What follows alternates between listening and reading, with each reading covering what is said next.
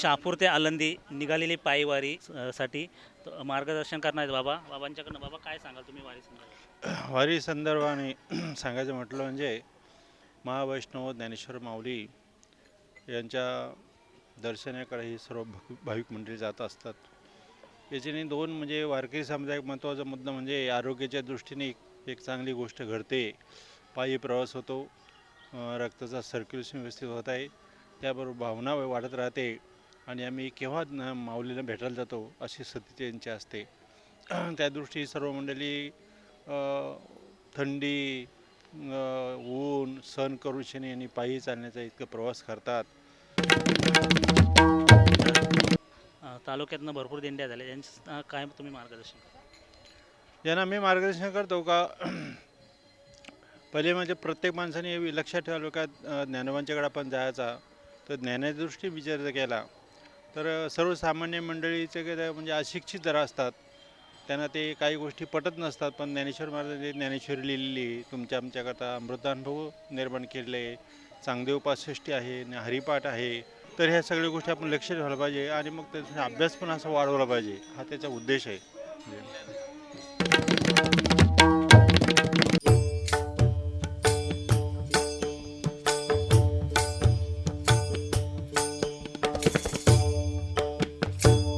देवाची ये द्वारी उभा क्षण भरी, देवाची ये द्वारी उभा क्षण भरी, तेणे मुक्तिचारी साधियेला, तेणे मुक्तिचारी साधियेला, साधियेला,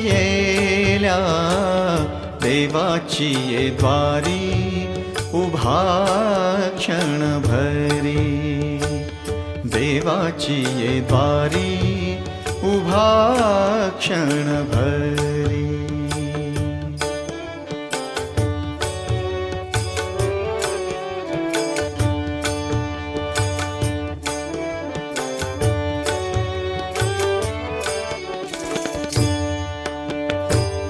हरिमुखे म्हणा, हरिमुखे म्हणा, हरिमुखे म्हणा,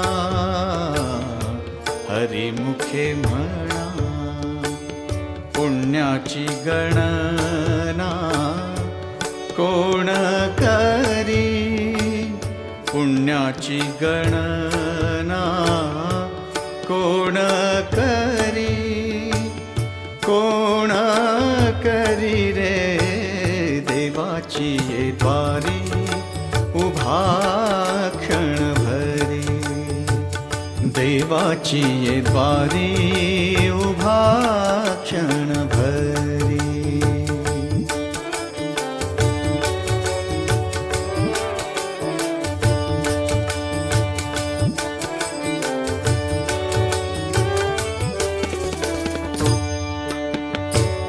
असोनी संसारी जीवे बेगु करी रे, असोनी संसारी जीव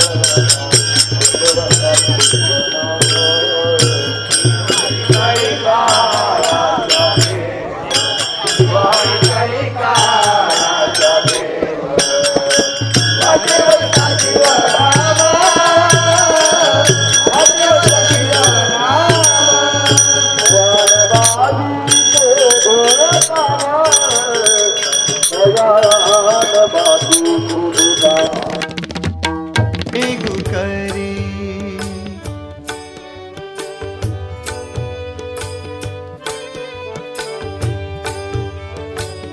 असोनी संसारी जिव्हे वेगु करी वेदशास्त्र उभारी बाह्या सदा वेदशास्त्र उभारी बाह्या सदा बाह्या सदा देवाची ये द्वारी उभा क्षण भरी देवाची ये द्वारी उभा क्षण भरी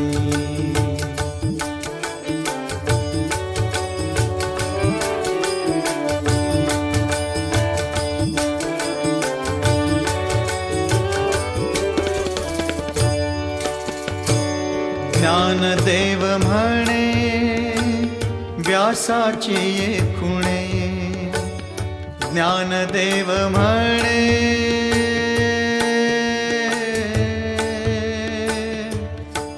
आ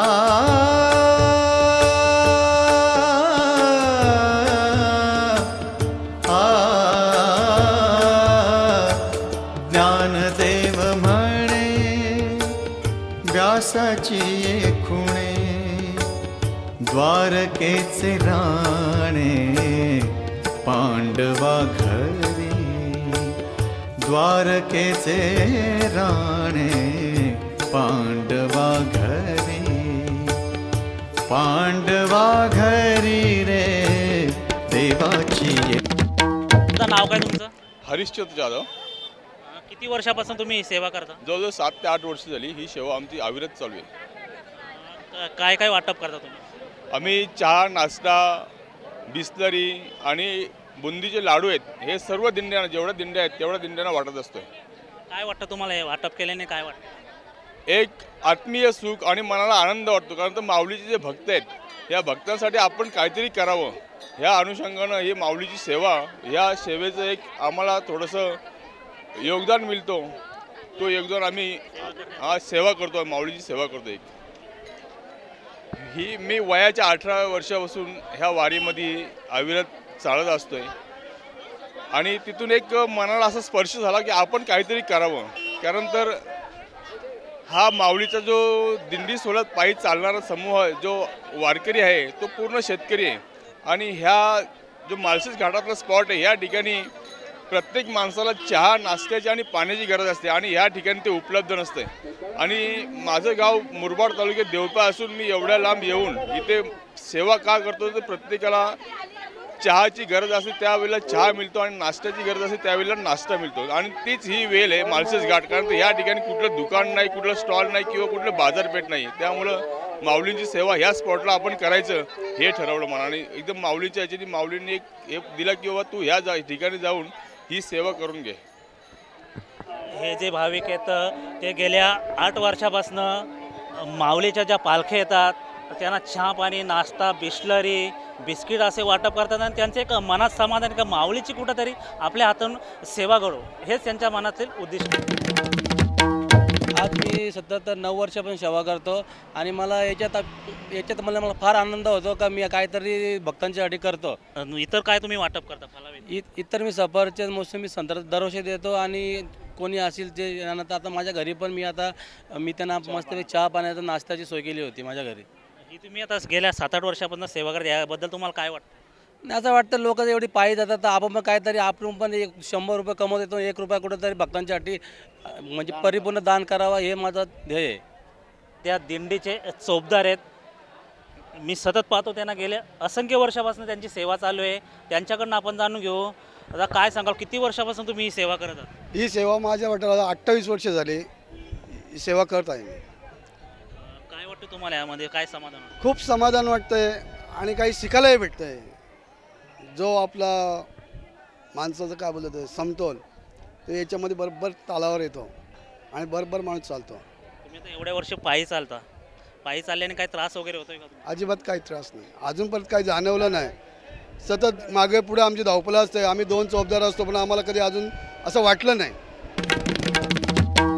तुम्ही आता पहिल्या वर्षी या दिंडीत आगमन केले, पायी चालल्याने तुम्हाला काय वाटतं? पायी चालल्यानं असं आहे की पहिल्यांदा मी कासगाव जिथे आहे, कासगाव आपला, त्या कासगावला पायी चालण्याचा प्रयत्न केला 3 वर्षापूर्वी. तर पूर्ण पाय सुजले माझे. पण मी बोललो कसं काय आपलं होईल, मग मी त्र्यंबकेश्वरला गेलो. त्र्यंबकेश्वरला मी 3 वाऱ्या पूर्ण केल्या. मग एका दिवसाला 45 किलोमीटर चाललो. मग मला एक आत्मविश्वास निर्माण झाला की आपण 45 किलोमीटर जर चालू शकतो तर 200 किलोमीटर चालू शकतो ना. मागे पुढे तो परमेश्वर सांभाळून घेतो. तो सांभाळत असताना येता येता अशा घटना घडल्या ते तुम्हाला सांगायलाच पाहिजेत. कारण याच्यापुढे शेनवेच्या पुढे एक याच्यात पाय पडला माझा, पूर्ण पाय पेचला आणि पूर्ण सुजला. बोललो आता काय परमेश्वरा, कसं काय माझं निघलो तर खरा. पण सत्यता अशी आहे, ते घडल्यानंतर मी मालिश करायला लावली. माऊली आता नेशील तर तू बोललो, कारण पाय पूर्ण मुरगाडला बुटासहित खरड्यामध्ये. ते प्रसंग घडत असताना एक गाडी खराब झाली, जी ड्रायव्हरला आणलेली ती गाडी खराब झाली. तिथं एक माऊली म्हणून एक मालकरी पोरगा आला, यांच्या मित्राचा मेवणीचा पोरगा. तो ते इलेक्ट्रिकल काम होतं, किनवलीवरनं जो गॅरेज आणला त्याला काहीच कळत नाही मेकॅनिकलला. तर ते सनसेर गेलं होतं, तर त्याला ते मशीनमध्येच चेक करावं लागतं. ती गाडी त्याच्याकडे दिली, मित्राची गाडीत बॅगा टाकला, तो ड्रायव्हर लागला ती गाडी घेऊन जा. सांगण्याचं तात्पर्य असं आहे, परमेश्वर मागे पुढे आपल्याला सांभाळत असतो. विश्वच आहे माझे घर आहे, विश्वामध्ये जो परमेश्वर आहे तो परमेश्वर सर्वांच्या हृदयात आहे आणि तो आपल्या बरोबर असतो. तो बरोबर असून जे जे काही प्रसंग येतात त्या प्रसंगांना तो आपल्याला त्याच्यातून बाहेर काढतो आणि तू पुढे चल, मी तुझ्या पाठीशी आहे, अशा पद्धतीनं तो चालत असतो. संसाराच्या पायीवर राम आठवरचं नाही, संसाराचा हाडाहुडा देह पाण्याचा बुडबुडा. या संसारात परमार्थ करायला वेळ कमी मिळतो, पण जसा वारीला आपण येतो तेव्हा सर्व काही आपण तिथेच राहतोय आणि तसे विभागात नाही दिंडी आहे, गेल्या 5-6 वर्षापासून येतात आणि येथील जे भाविक आहेत त्यांच्याकडनं आपण जाणून घेऊ. मामा काय सांगाल तुम्ही या दिंडीत? आता दिंडीमध्ये तर आम्ही फार वर्षापासून येतो आहे. दिंडीचे नियम, दिंडीमध्ये कसं चालावं, दिंडीचं नामस्मरण चिंतन किती व्हायला पाहिजे. प्रत्येक हा वारकरी रस्त्यानं येत असताना प्रत्येकाला असं वाटतं आहे का माझं चिंतन घरी कुठल्याही माणसाला नामचिंतन होत नाही. तर दिंडीत आल्यानंतर प्रत्येकाचं नामस्मरण होतं आहे आणि त्या नामस्मरणाच्या नादामध्ये तो इतका बेभान झालेला असतो. तो वारकरी आपला माऊली माऊली करत आपल्या आळंदीपर्यंत त्याला माऊलीशिवाय दुसरं काहीच दिसत नाही. फक्त कितवं वर्ष आहे तुमचं? 4थं वर्ष, ह्या दिंडीचं 4थं वर्ष आहे. मला काय वाटते बाबा, तुम्ही काय सांगाल? दिंडीत आज पायी चालत आहात तुम्ही, वारकरी काय आल्यानंतर काय वाटते तुम्हाला? आम्हाला एकदम आनंद वाटतो. आनंदाच्या पुढे आनंदाचे आनंद. बरोबर. काय वाटतं आज तुम्ही कोणाच्या भेटीसाठी निघालेले? आम्ही माऊलीच्या भेटीसाठी निघालो आहोत, परंतु संपूर्ण आम्हाला देवतांची भेटी होणार आहे. पांडुरंग आणि पंढरपूरवरून 5 दशमीपासून तर ज्ञानोबा माऊलीला समाधी देईपर्यंत, ज्ञानोबाच्या समाधीमधनं अजूनही निगती स्वर, त्या स्वराचं आम्हाला ज्ञान मिळावं हे हेतूने आम्ही माऊलीच्या भेटीला चाललेलो आहोत. तर पंढरपूर घेऊन आळंदीला ज्ञानोबाच्या समाधी सोहळ्यासाठी येणार आहेत. पायी निघालेले वारकरी यांच्या मनात एकच ध्यास आहे की माऊली माऊली. शहापूर, आळंदी, दसई ते आळंदी अशा दिंडी निघालेल्या आहेत. शहापूर तालुक्यातनं असंख्य दिंड्या चालल्यात माऊलीच्या दर्शनासाठी आणि यांच्या मनात एकच ध्यास आहे, फक्त यांच्या मनात असते माऊली माऊली आणि माऊलीचा ध्यास लागलेले माऊलीच्या दर्शनासाठी निघाले वारकरी आहेत. किंवा थोर झाले शोक ना आठवे भूकतान काही. आम्हाला वारकऱ्याला एकच ध्यास, आम्हाला ना